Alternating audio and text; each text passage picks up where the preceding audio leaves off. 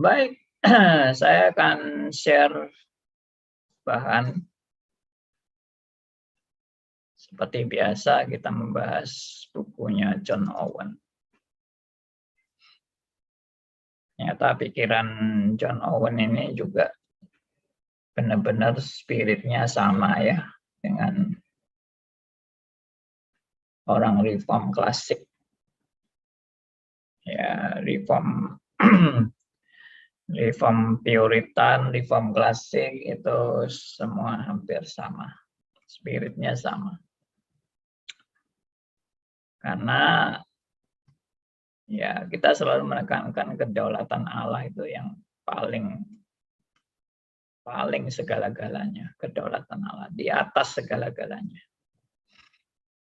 Ya, dan tanggung jawab manusia juga ditekankan, cuma kita juga sadar manusia bisa bertanggung jawab itu karena anugerah Tuhan. Tanpa anugerah Tuhan, kita mau tanggung jawab apa? Tanggung jawab dalam kebutaan. Tanggung jawab dalam ketidakmampuan. Tanggung jawab dalam pikiran-pikiran sesat. Jadi, mana bisa bertanggung jawab seperti itu. Orang bisa sadar tanggung jawabnya karena anugerah Tuhan. Tapi poin penting ya, saya mau sampaikan di sini. Orang yang justru disadarkan tanggung jawabnya adalah orang yang menyadari dia tidak sanggup bertanggung jawab. ini yang namanya paradoks, saudara ya. Saudara boleh renungkan kata-kata saya ini. Ya, orang bisa bertanggung jawab itu kalau dia dicelikan mata rohaninya. Dia disadarkan dan diinsyafkan.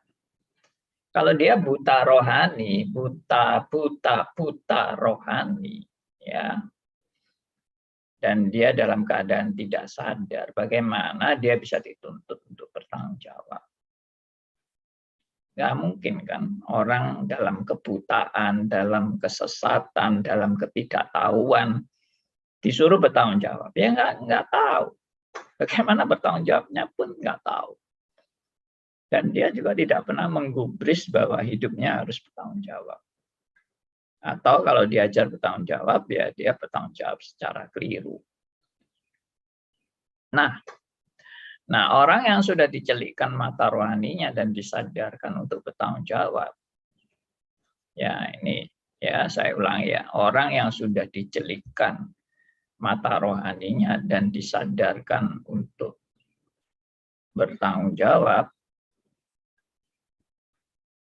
maka jadi saya ulang, orang yang disadarkan dan diinsyafkan adalah orang yang menyadari bahwa dia harus bertanggung jawab dengan benar. Ini hanya untuk orang yang sudah disadarkan dan diinsyafkan. Jadi kalau orang nggak sadar dan tidak diinsyafkan, ya dia nggak paham bagaimana dia harus bertanggung jawab. Nah, orang kalau sudah disadarkan bagaimana dia harus bertanggung jawab, justru orang yang disadarkan ini sadar bahwa dia tidak mungkin sanggup bertanggung jawab dari kemampuannya sendiri.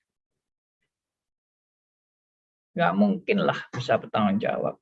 Saudara, kalau dihitung dosa-dosa Anda mampu nggak untuk sanggup membereskan segala dosa-dosa Anda? Untuk Anda bertanggung jawab dengan dosa-dosa Anda. Anda sanggup? Kalau Anda merasa sanggup, Anda berarti masih nggak sadar siapa diri Anda di hadapan Allah. Anda nggak sadar siapa Allah, dan Anda nggak sadar siapa diri Anda.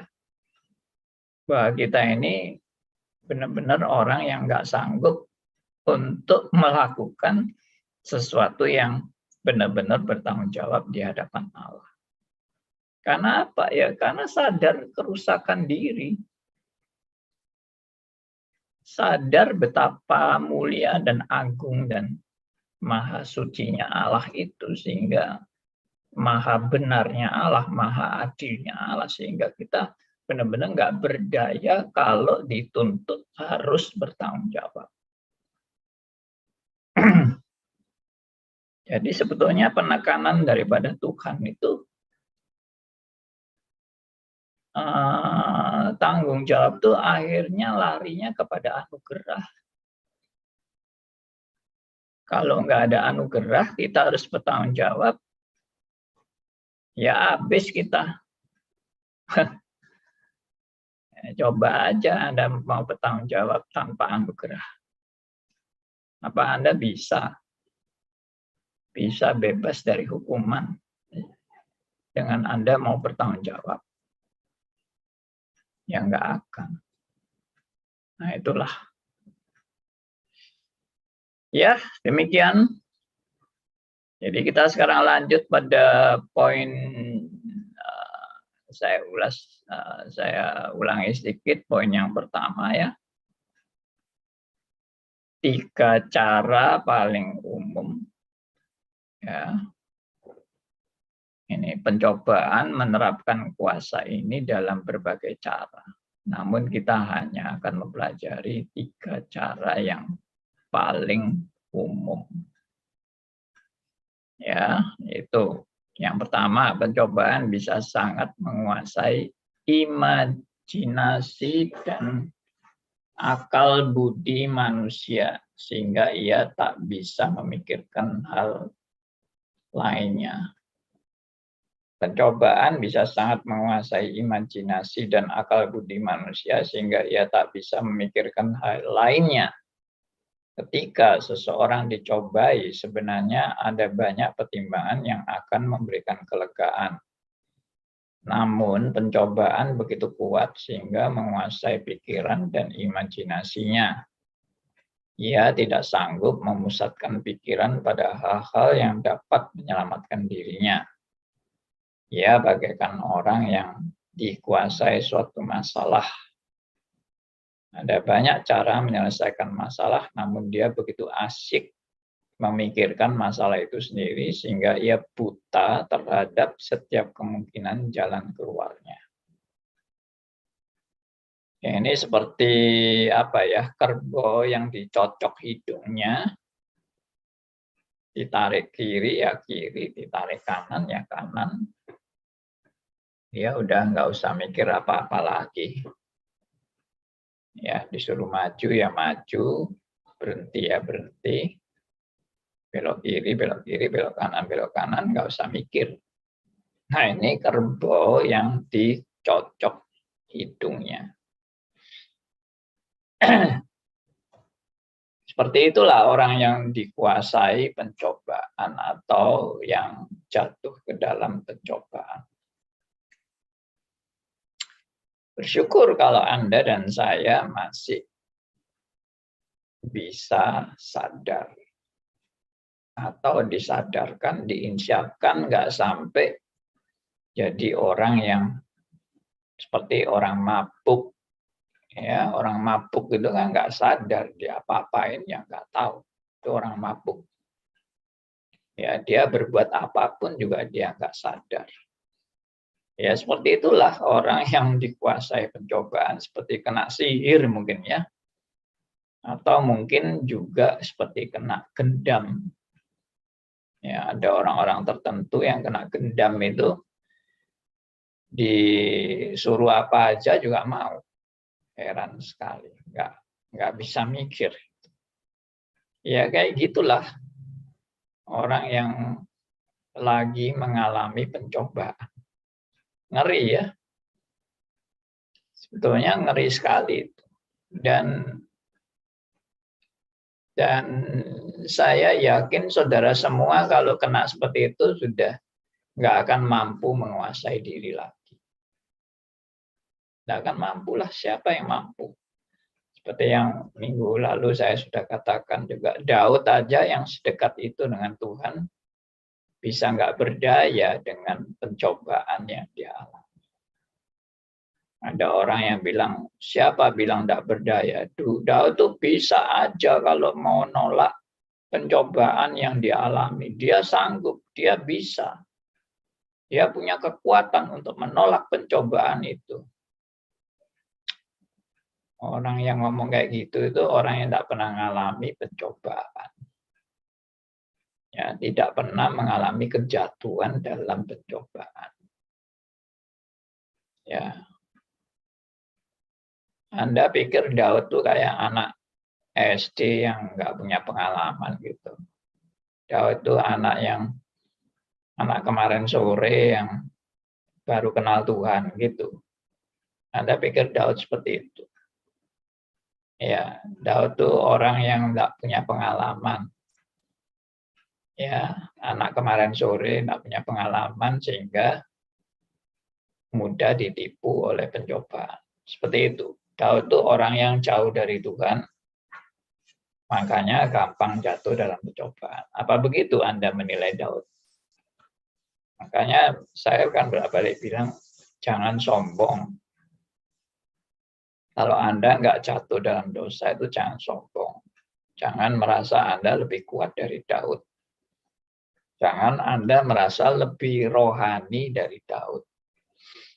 Jangan Anda merasa lebih berpengalaman dari Daud, lebih dewasa, lebih berhikmat, lebih bijaksana, lebih mengenal Tuhan daripada Daud mengenal Tuhan. Itu semua kesombongan. Anda kalau ngomong kayak gitu, tuh Anda sudah masuk ke dalam pencobaan.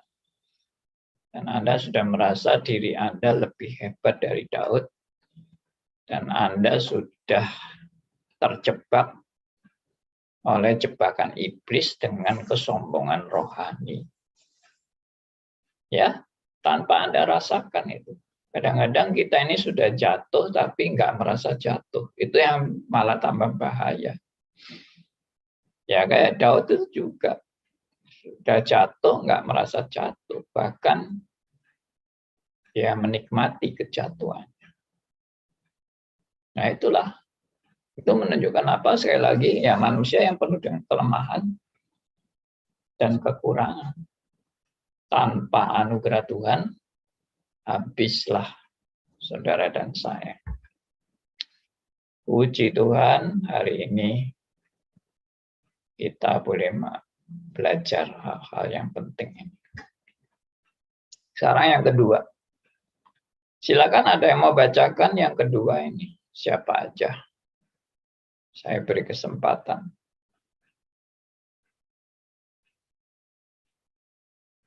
Siapa yang mau bacakan boleh kasih tangan.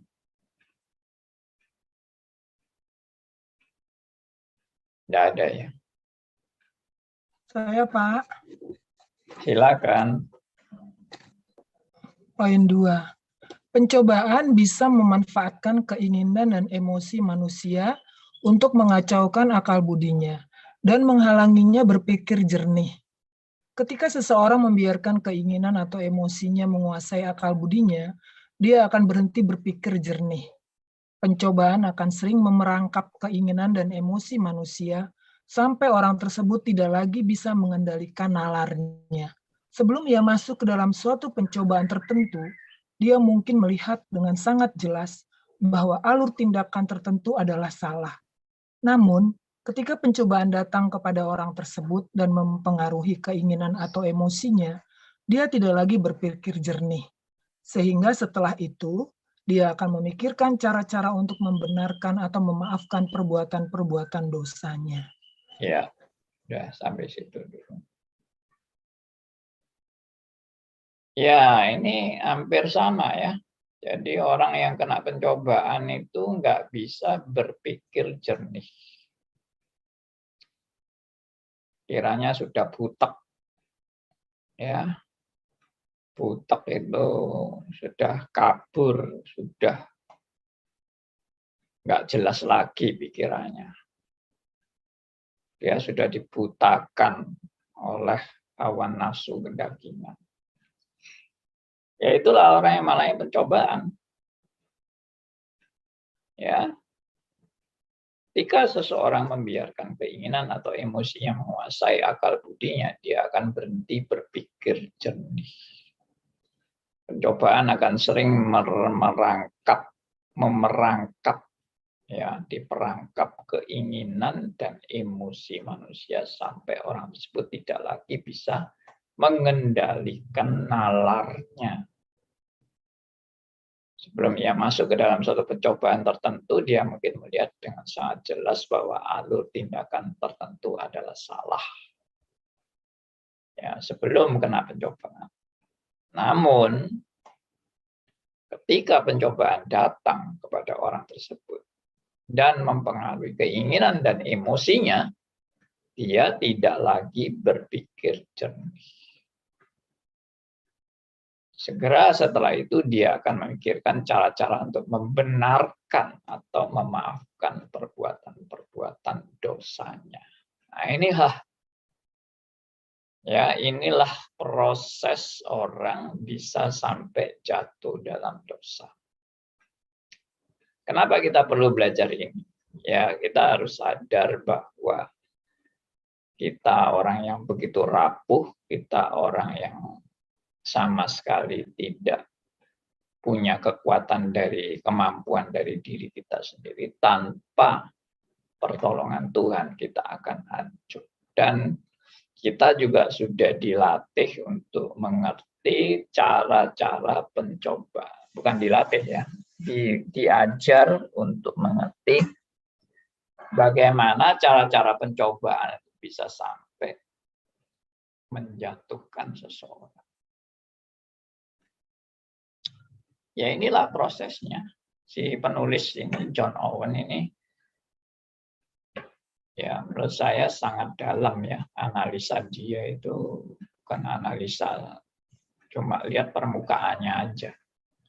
Dia melihat benar-benar esensi manusia yang penuh dengan kelemahan dan keterbatasan.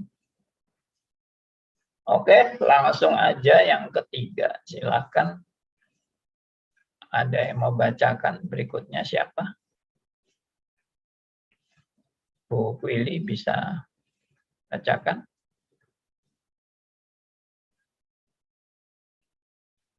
Enggak ada ya. Bu Lani. Yang ketiga ya Pak, saya bacakan. Oh ya Pak Arto, silakan. Pencobaan akan mendorong keinginan jahat dari hati manusia sampai sedemikian rupa, sehingga keinginan ini akan memerintah akal budinya. Keinginan yang berdosa itu bagaikan api. Pencobaan merupakan bahan bakar yang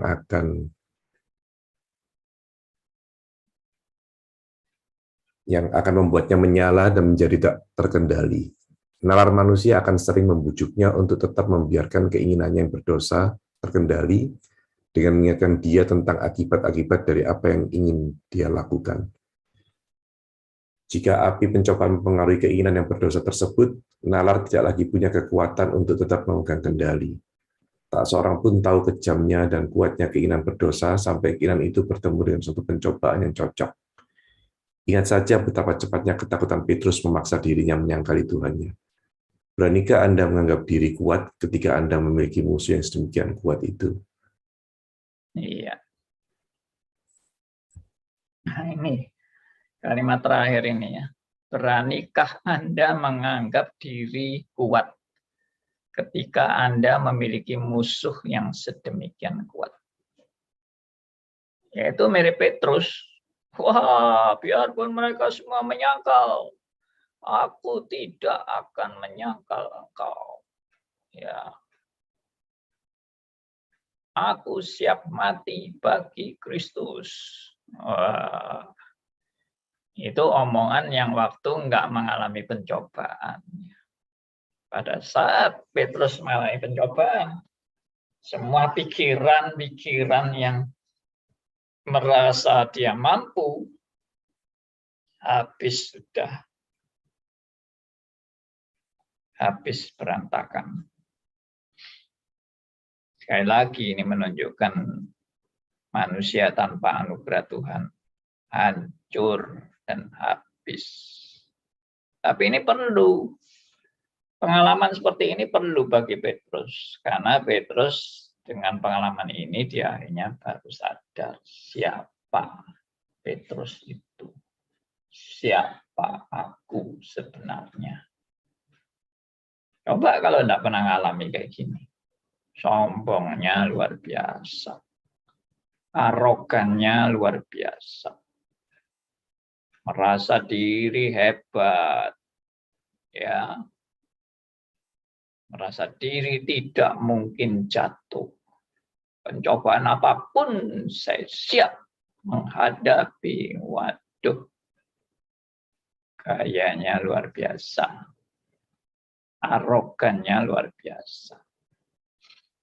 Makanya sebetulnya yang salah satu juga yang dibenci oleh Tuhan Yesus adalah kearoganan. Ya, Petrus pun sudah dididik Tuhan Yesus waktu ngomong arogan-arogan gitu. Langsung Tuhan Yesus mengcounter Petrus bilang, sebelum ayam berkokok 3 kali, kamu sudah menyangkal aku 3 kali. Ya itu pun Petrus masih nggak sadar. Ya, dia diingatkan itu, gua pasti membela guruku. Dan itu kan ditunjukkan kehebatannya waktu Tuhan Yesus mau ditangkap. Ya, telinga orang yang mau nangkap itu kan disabet sama Petrus, pedangnya Petrus. Wah, hebat sekali ya Petrus ini, pemberani nih. Mantap ini Petrus ini. Siap mati. Ya toh. Tapi begitu gurunya benar-benar sudah ditangkap, aduh. Langsung shock. Langsung down. Ya. Siapa ini tadi kok ada suara ini? Ada mic belum di mute. Sorry. Oh iya. Ya itulah. Saya kuat. Saya tidak akan jatuh. Saya akan tahan dalam pencobaan. Alah, jangan cepat-cepat berkuar-kuar. Ya, Anda belum sadar siapa diri Anda. Anda belum tahu kekuatan pencobaan yang dahsyat. Menghancurkan siapa saja. Ya, jadi saya akan mengoreksi ya kata-kata misalnya. Iblis itu nggak bisa apa-apa kalau kita tidak mau ikut iblis.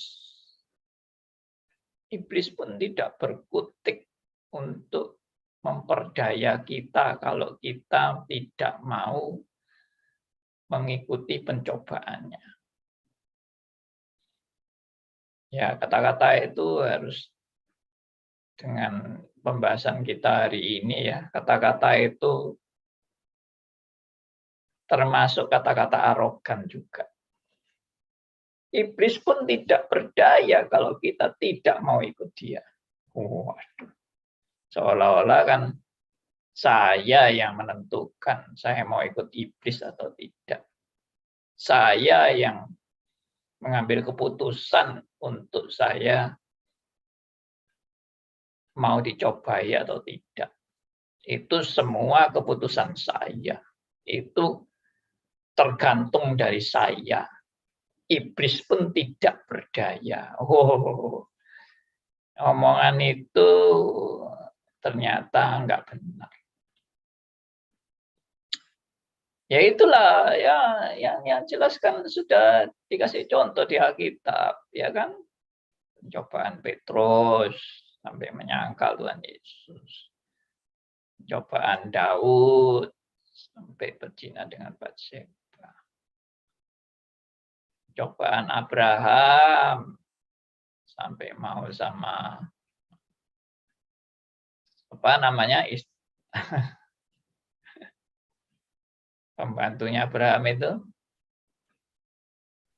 Hagar, Pak. Hagar, ya. Siapapun itu kena itu, kok sombong amat. Gitu. Kita bilang kalau saya memang nggak mau, iblis bisa apa? Dari buku John Owen ini justru menunjukkan Anda justru tidak bisa punya kemauan untuk menolak itu kalau bukan anugerah Tuhan. Kekuatan pencobaan bagaikan giant, bagaikan raksasa, dan Anda cuma tikus atau cacing yang tidak berdaya. Ya, Alkitab itu menggambarkan saudara dan saya ini bukan ular. Ya, kalau ular itu masih bisa memakut. Anda dan saya itu tidak digambarkan sebagai ular, tapi sebagai cacing. Sudah tahu cacing bisa mematuk atau enggak ya? Bisa menggigit apa enggak cacing?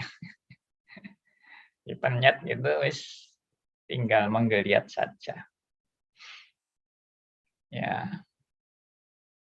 Ya, itulah gambaran manusia yang sebetulnya hopeless ya. Kalau gambaran kayak gitu tuh gambaran hopeless nih. Waduh, sudah tidak ada harapan ini. Aku manusia yang penuh dengan kelemahan. Aku pasti hancur. Aku pasti aku kalah dengan pencobaan. Pasti aku tidak punya kekuatan. Ya itu benar. Makanya tapi kalau sudah sadar itu, ya larinya kemana? Ya larinya tentunya bukan bersandar pada kekuatan diri sendiri kan. Larinya kan bersandar pada kekuatan yang bersandar pada anugerah Tuhan. Kekuatan kita cuma dari anugerah Tuhan. Makanya Paulus juga bilang apa? Dari firman Tuhan yang sudah dinyatakan, di dalam kelemahanlah kuasa Allah menjadi sempurna. Karena itu Paulus bilang, karena itu aku senang dalam kelemahan, dalam kekurangan, dalam ketidakberdayaan, karena jika aku lemah, maka aku kuat. Nah, itu paradoks. Nah, kita menggambarkan gambaran paradoks dalam hidup manusia yang tak berdaya ini. Jangan Anda merasa diri Anda kuat. Jangan Anda merasa Anda mampu melawan iblis. Hancurlah Anda. Benar. Hancur itu bukan berarti Anda lalu bangkrut, Anda miskin, Anda jatuh sakit atau Anda terpuruk. Enggak, hancur itu bisa juga Anda menjadi orang yang sangat hebat. Anda menjadi orang yang sangat didewa-dewakan manusia, diberhalakan, diagung-agungkan, dipuji-puji, dibesarkan. Itulah kehancuran Anda. Ya, unik ya, pengertian-pengertian seperti ini bagi saya pengertian yang unik dan tidak setiap orang bisa memahami. Ya itu pada umumnya orang bilang kita ini punya kekuatan untuk melawan iblis. Kalau kita katakan tidak kepada iblis, iblis pun tak berdaya. Jangan mengeluarkan kata-kata kayak gitu lagi. Sadarlah, tanpa anugerah Tuhan Anda habis. Siapa Anda yang mampu melawan iblis? Itu saya sudah membahas itu di satanologi. Siapa Anda dan saya yang sanggup menolak daya tipu muslihat iblis yang luar biasa. Oke. Ya, jadi poin 1, 2, 3 dari buku John Owen tadi, yang bagian yang kita sudah baca ini, sudah menunjukkan bahwa kita semua tidak ada kekuatan apa-apa. Ini dari poin A ya. A 1, 2, 3. B 1, 2, 3. Kuasa pencobaan untuk menggelapkan akal budi. Ya, kalau akal budi sudah digelapkan, ya sudah gelap semuanya sudah.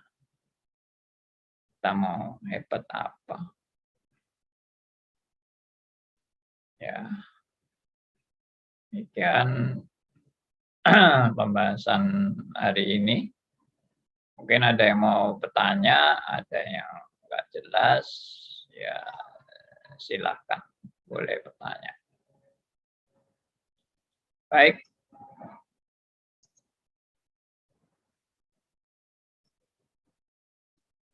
Silakan, siapa aja boleh komen. Bagaimana Anda menghadapi pencobaan? Coba sharing. Pak Arthur ini, silakan sharing Pak Arthur.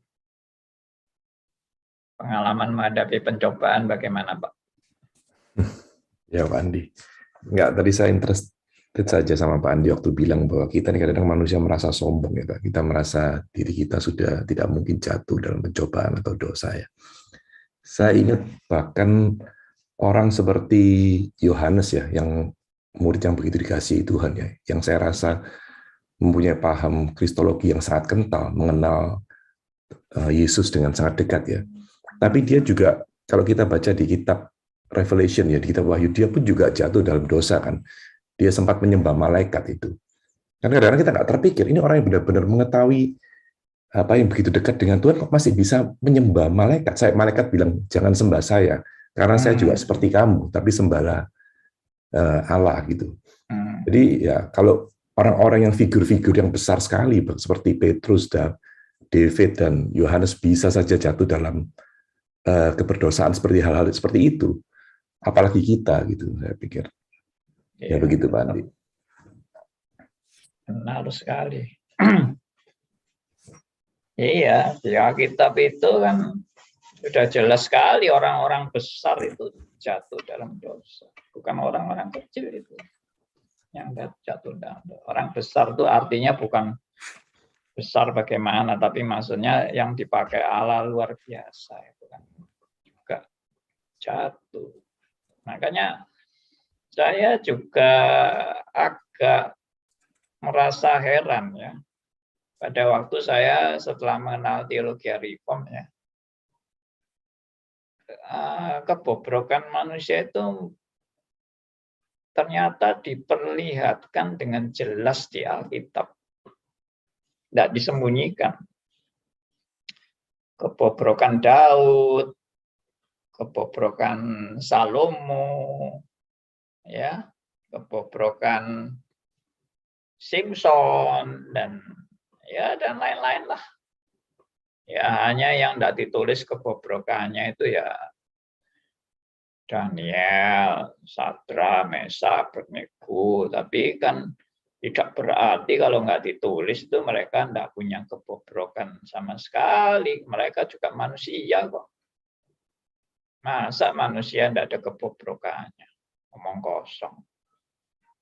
Yang namanya Henokh, yang orang benar di hadapan Tuhan, itu pun juga orang berdosa. Meskipun tidak dicatat. Ya, Alkitab itu harus konsisten. Semua manusia berdosa. Tidak ada yang benar di hadapan Allah. Itu konsisten. Tidak ada yang benar di hadapan Allah, ya termasuk Henokh pun juga tidak benar di hadapan Allah. Kalau sampai Henokh benar di hadapan Allah karena kesalehan dia yang luar biasa, itu berarti Henokh tidak memerlukan penebusan Kristus. Masuk Elia yang diangkat ke surga itu juga tidak memerlukan penebusan Kristus. Padahal Elia juga manusia biasa, ditulis dalam Alkitab.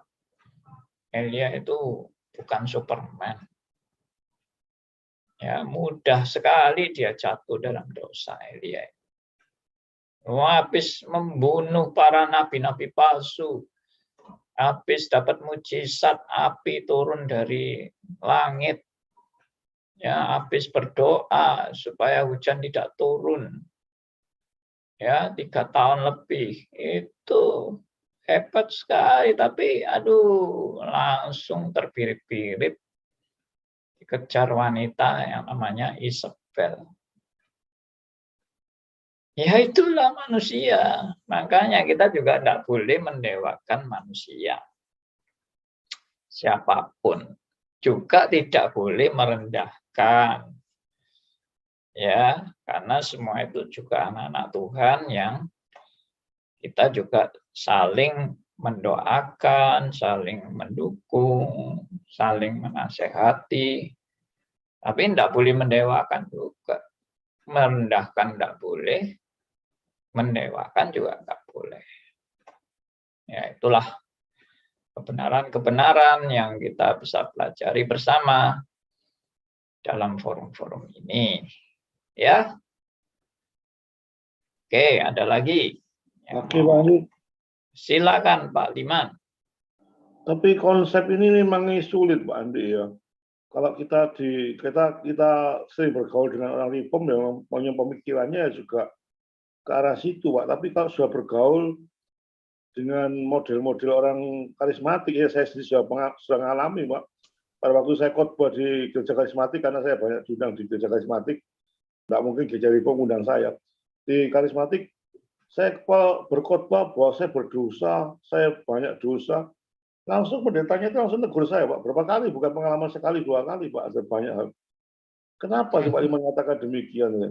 Karena psikologi dari jemaat itu kalau digitukan kan Pak Liman nggak bisa memimpin jemaatnya ke arah yang benar. Ya. Coba, you kan anak Tuhan, gitu. Jangan vulgar untuk mengatakan ini loh aku berdosa yang nggak mungkin bisa berbuat baik kalau nggak Tuhan. Ini kan ditiru jemaatnya loh. Pendetanya aja kayak gitu lemahnya gitu. Ya, konsep pemikirannya gitu loh, Pak. Pendetanya lemah aja berdosa. Bagaimana mengajari jemaatnya? Nanti dia nganggap coba di mimbar tuh ketegasan, aku bisa ini, bisa ini. Jadi konsep itu memang sulit Pak Andi untuk dirubah. Walaupun saya sudah jelaskan itu, mereka merasakan tidak bisa kalau memimpin jemaat model gitu, tidak mungkin maju katanya. Tidak mungkin merasa kita harus image-nya betul-betul bagaimana dengan jemaat itu secara baik gitu. Jangan menunjukkan satu kelemahannya kita. Itu memang konsep itu sulit itu dirubah, Pak Andi. Walaupun saya tahu Pak Andi yang dari pihak benar, tapi kalau diterapkan dalam kalangan karismatik yang modelnya ayat aja juga gitu-gitu aja sulit, Pak Andi. Itu pengalaman saya, Pak Andi. Ya.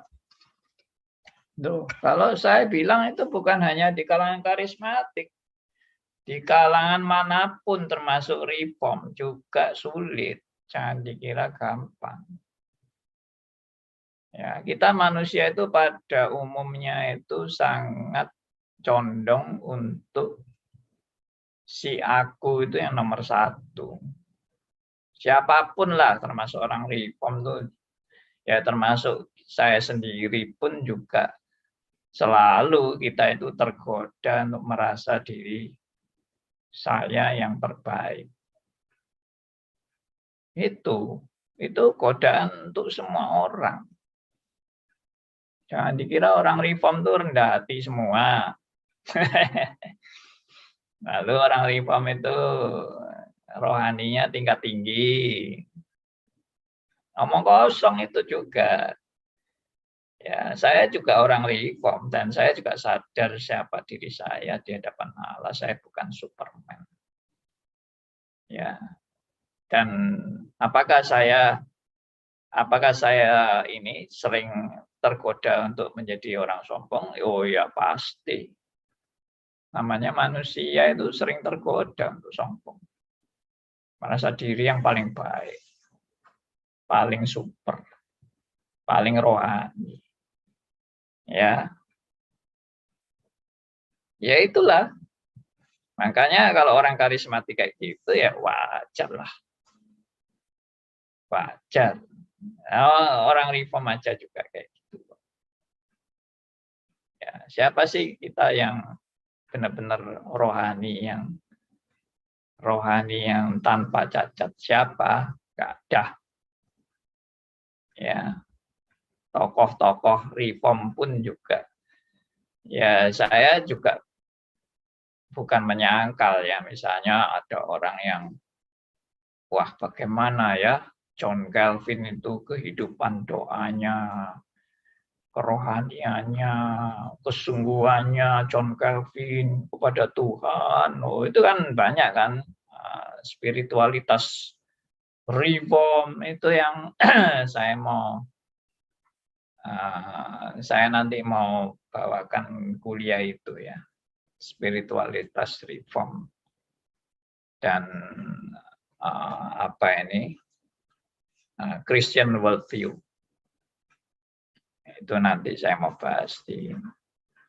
Nah itu seringkali, orang reform ini rohaninya tinggi banget ya toh, hebat banget itu John Calvin atau siapa lagi lah, Jonathan Edwards, apa segala macam.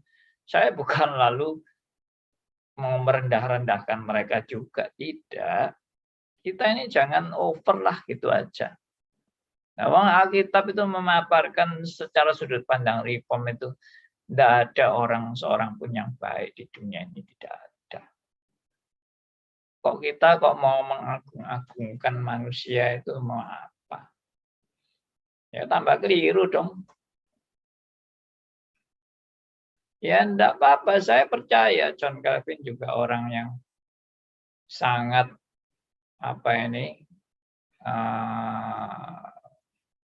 sangat diberkati Tuhan luar biasa di dalam memahami kebenaran, memahami Alkitab, memahami anugerah Tuhan, kedaulatan Allah luar biasa, karya-karyanya luar biasa, institusi luar biasa.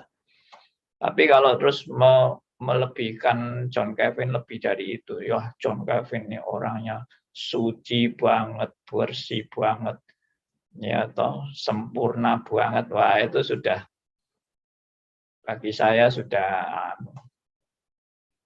saya enggak punya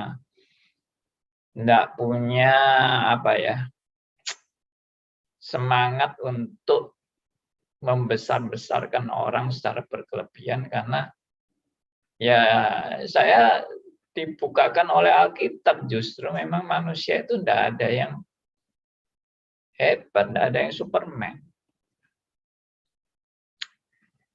Ya saya mau cerita sedikit kalau tidak ada yang mau ngomong ya toh.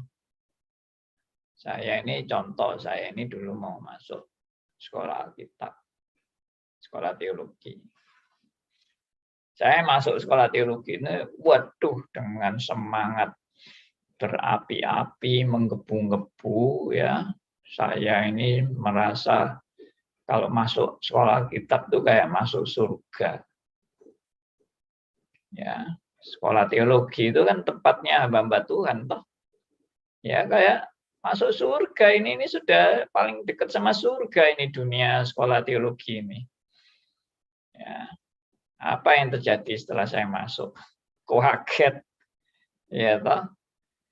Kaget ternyata lulu, iki kumpulan calon hamba Tuhan ini kayak gini, tak baru saya itu baru sadar ya. Ternyata mereka juga manusia biasa. Manusia biasa, bukan Superman. Saya nganggapnya itu, serba suci lah. Di sekolah Alkitab itu serba suci. Ternyata ya sami mawon malah tambah elek iyo. Ya. Dari dunia nyata itu yang saya temukan dulu di persekutuan mahasiswa, waduh, indah banget. Ternyata di persekutuan mahasiswa itu lebih indah, yang saya alami lebih indah daripada masuk sekolah Alkitab. Di sekolah Alkitab itu terlalu individualis, sendiri-sendiri. Ya, enggak kayak di persekutuan mahasiswa waktu saya dulu di PMK itu, persekutuan mahasiswa Kristen di Salatiga. Waduh, Itu guyupnya luar biasa. Tapi itu juga tidak benar ternyata. Analisa saya tentang, wah persoalan mahasiswa itu paling top, paling bagus. Indahnya bukan main. Ternyata di sana itu juga terlalu banyak mimpi. Ya. Di dunia mahasiswa itu kita masih mimpi. Kita belum melihat dunia realita yang sebenarnya. Setelah masuk dunia realita, baru sadar. Bobroknya dunia ini bagaimana. Bobroknya orang Kristen juga bagaimana.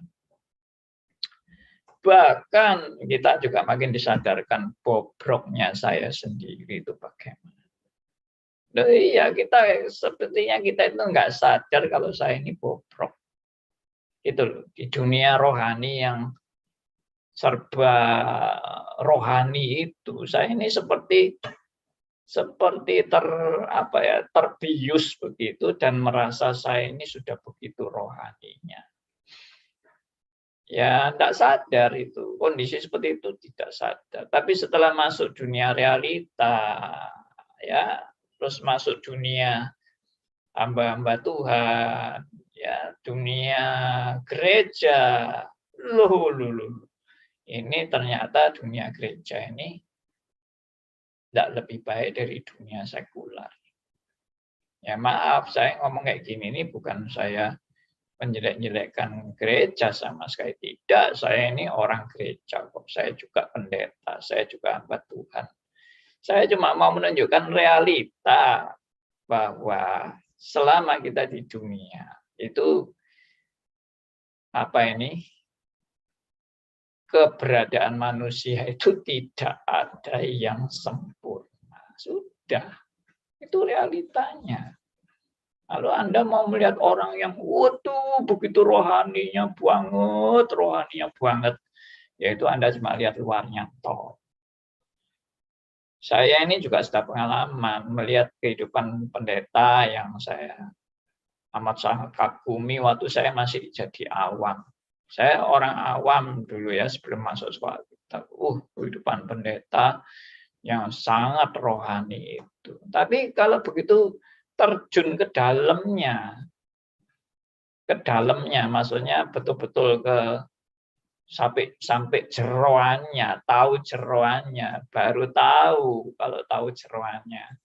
Oh, ternyata pendeta ya kayak gini. Sami mawon. Sekarang Anda juga lihat saya. Mungkin saya terlihat rohani banget.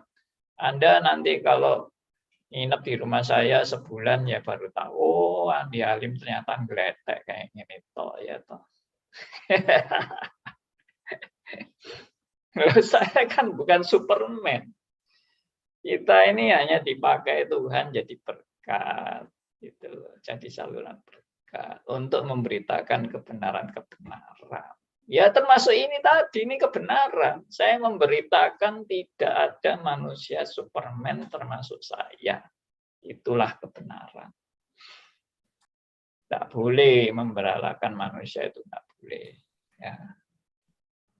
Ya Pak Andi, jadi maksudnya dalam apa yang Pak Andi bilang itu, kita diajar manusia ini dengan jatuh di dalam pencobaan, kita belajar untuk hidup realistis begitu Pak. Realistis dan juga belajar menyadari bahwa siapa sebenarnya kita gitu. Jadi memang itulah yang saya juga pernah terjadi begitu banyak kali. Saya juga kaget biasa kok lihat dari begini kok persekutuannya begitu enak, tapi begitu masuk di dalamnya baru kelihatan begitu gitu. Atau pertama kaget Pak Andi berapa kali begitu, dan juga merasa mungkin bisa diterima di komunitas itu, tapi sebenarnya tidak demikian. Tapi kita diajar di sana untuk bagaimana menghargai orang, menjadi realistik juga, dan juga belajar bersandar pada Tuhan gitu, bukan bersandar pada kita punya kekuatan. Itulah. Iya. Benar sekali. Jadi ya inilah salah satu yang saya dapat dari belajar di Reform ini, justru ya marilah kita itu apa adanya aja lah.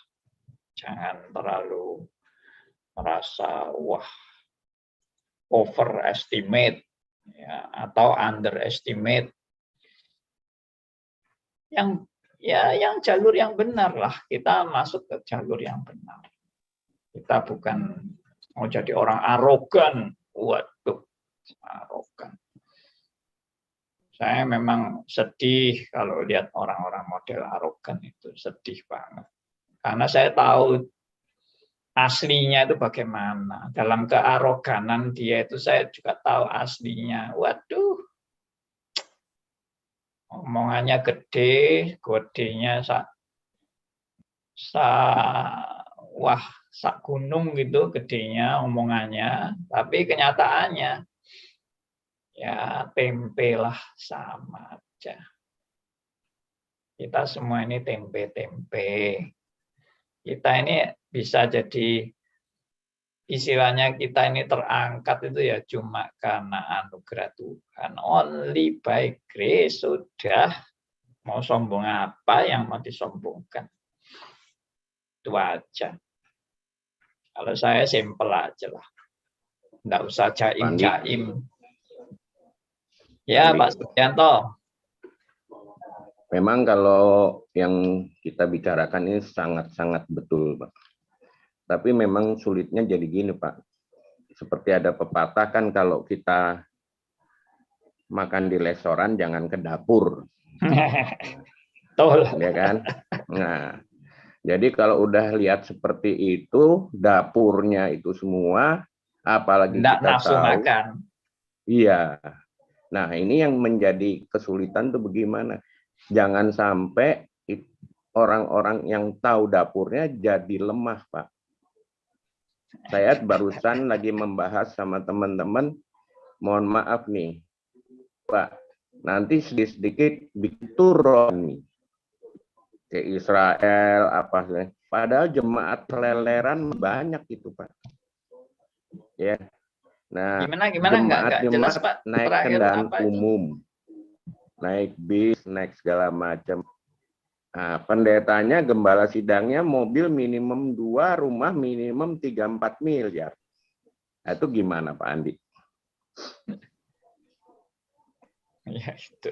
Yang penting tuh bagaimana caranya kita, Pak Andi, membangkitkan kita jangan kapok ngelihat itu, gitu loh. Loh, iya. Justru saya itu memperlihatkan yang benar.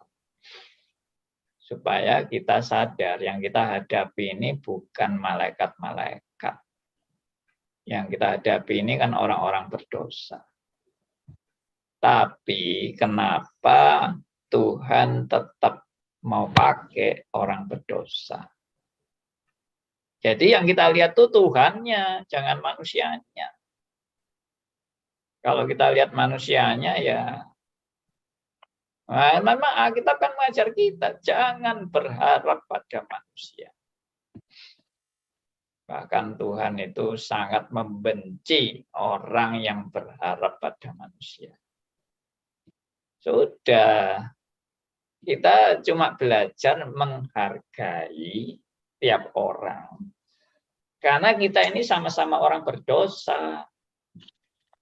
Dan kita kenapa kok saling menghargai? Karena kita semua juga mendapat anugerah dari Tuhan. Anugerah yang sama, anugerah yang kita ini nggak layak. Semua kita ini kan nggak layak, gitu loh. Tapi Tuhan berbelas kasihan. Nah, makanya kita saling belajar menghargai karena anugerah Tuhan yang Tuhan sudah berikan kepada setiap anak-anaknya. Ya sudah, belajar saling menghargai. Meskipun kita tahu kebobrokan setiap orang. Cuma memang begini ya, saya pikir di dalam belajar menghargai, saya akan belajar seperti yang Tuhan Yesus ajarkan. Tuhan Yesus selalu bilang, jangan kamu meneladani orang-orang Farisi dan ahli Taurat. Karena orang-orang seperti itu perjuangannya hanya untuk dilihat orang. Nah, dengan orang-orang yang perjuangan dirinya hanya untuk dilihat orang, itu kita istilahnya kita jangan meneladani kayak gitu. Kita harus meneladani orang-orang yang perjuangannya adalah hidup bagi kemuliaan Tuhan dan belajar menyangkal diri, bego salib, belajar untuk si aku dihancurkan dan diturunkan tahtanya. Meskipun tetap yang namanya manusia bisa sombong, bisa muncul kedagingannya, ya bisa jatuh dalam pencobaan, itu bisa, semua bisa. Tapi beda sama orang yang perjuangannya untuk dilihat orang. Jadi begini, ada dua tipe orang. Satu tipe orang yang tadi perjuangannya hanya untuk dilihat orang. Ya. Satu perjuangannya adalah dia sudah disadarkan hidupnya adalah hidup untuk kemuliaan Tuhan. Tapi dua orang ini sama-sama memang orang berdosa. Yang berjuang untuk dirinya yang dimuliakan itu dan untuk dilihat orang itu adalah orang berdosa. Yang juga mau berjuang untuk kemuliaan Tuhan pun juga orang berdosa. Tapi arahnya sudah beda. Yang satu arahnya adalah ya menyuburkan kedagingan.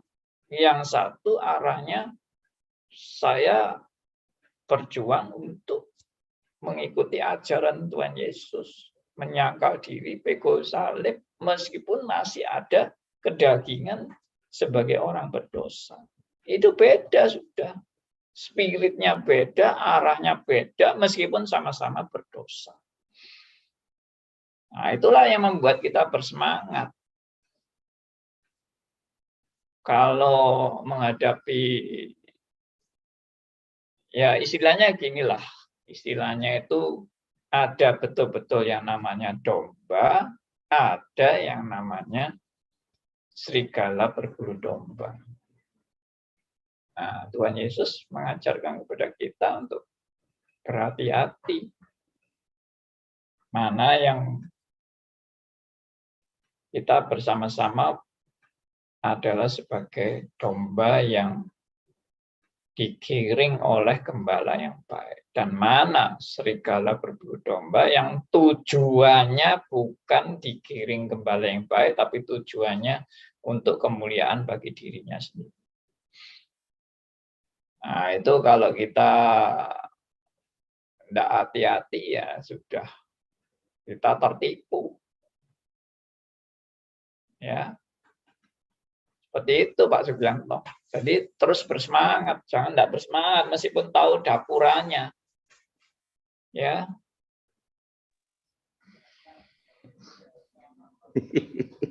Nah itu melawan dagingnya ini.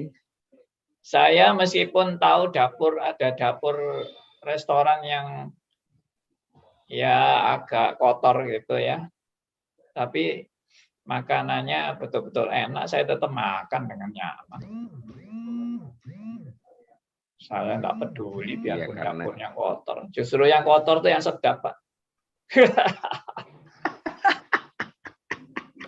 Ya kalau makanan, Pak.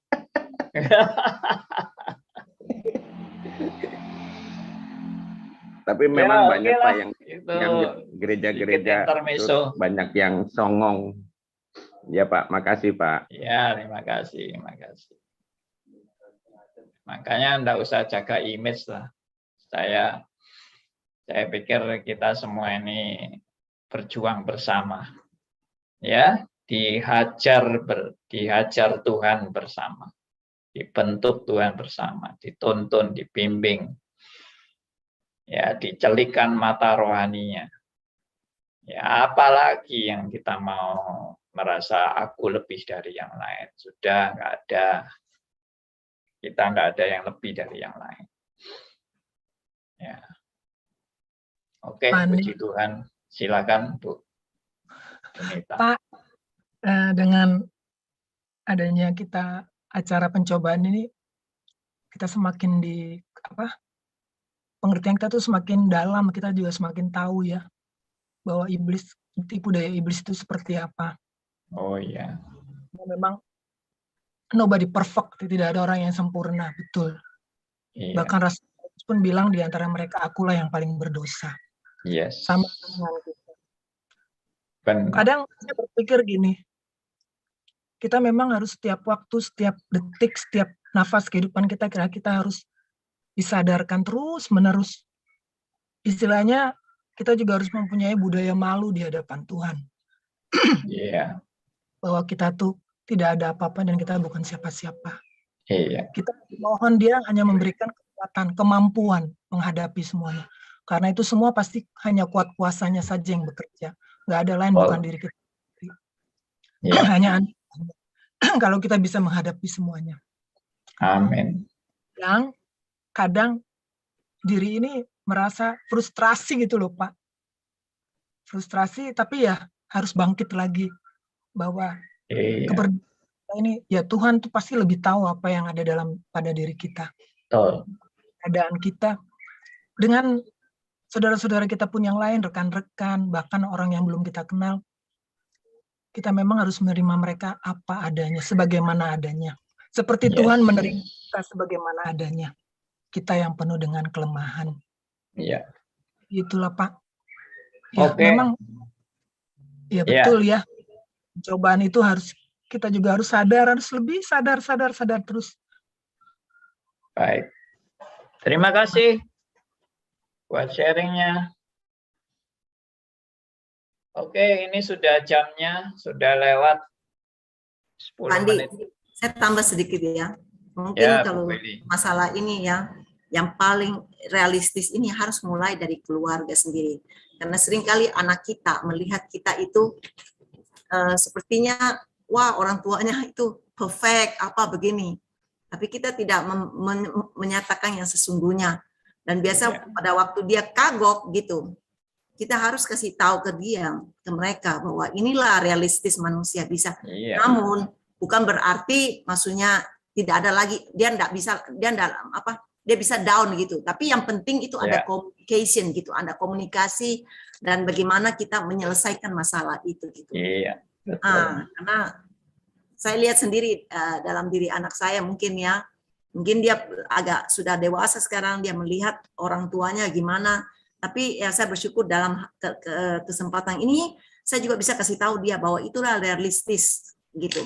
Tetapi bukan berarti kamu harus kecewa, tapi kita bisa komunikasikan gitu. Kita komunikasikan, kita bersyukur karena kita punya Tuhan yang bisa menolong kita gitu untuk apa yang terbaik gitu. Yes. Ya. Makanya di Alkitab juga mengajarkan kita, biarpun kita sama-sama orang berdosa, tapi kita dalam persekutuan saling menguatkan, saling mengingatkan. Ya, betul. Saling menasehati, saling menegur, meskipun sama-sama berdosa. Sama-sama nggak layak di hadapan Tuhan. Oke ya, puji Tuhan, kita boleh punya pengertian-pengertian yang seperti ini, itu pun juga karena anugerah Tuhan semata-mata. Sampai jumpa nanti malam dalam seminar akhir semester. Ya, doakan supaya seminar ini kita juga langsung dikasih linknya ya Pak? Ya, pasti dikasih ya. Oke, makasih Pak. Pak, saya nggak ngerti Pak. Emang ada seminar atau apa? Saya ini nggak. Malam ini ada seminar Bu.